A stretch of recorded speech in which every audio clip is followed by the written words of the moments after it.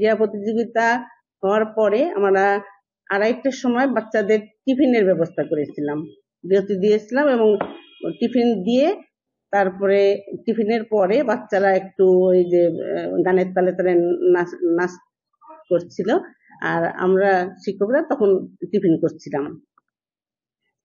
এরপরে দেখা গেল যে ওখান থেকে আমরা একটা শব্দ পেলাম যে এই গানের সুরটা যখন বেজে উঠলো তখনই আমরা সাথে সাথেই দ্রুত ব্যবস্থা নেই যে তাড়াতাড়ি বন্ধ করা হোক।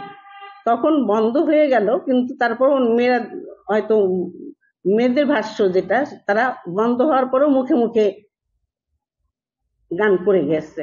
এ কারণে আমাদের 19 মিনিট হয়তো 20 সেকেন্ড হয়েছে এটা। তার পরবর্তীতে আমরা সকলে বসে পুরস্কার বিতরণী সমাপ্ত করে তারপরে একটা মিটিং করে রেজুলেশন করি এবং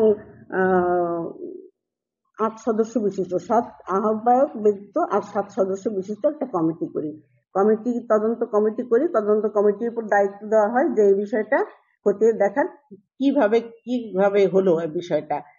কিন্তু ওখানে যে ভিডিওটা হয়েছে সেটা আমাদের ওইভাবে নলেজে ছিল না যে ভিডিওটা ভাইরাল হবে কি হবে, কিন্তু পরবর্তীতে দেখা যাচ্ছে যে ভিডিওটা ভাইরাল হয়ে গেল।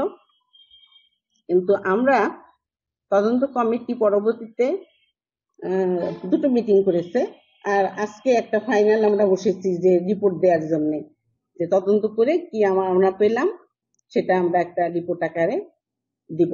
কি কারণে হলো এটা, কারণ খুঁজে পাওয়া গেছে? এবং কারণ হিসাবে দেখেছি যে তদন্ত কমিটি যে এটা করেছে যে আমাদের মেয়েরাই নাকি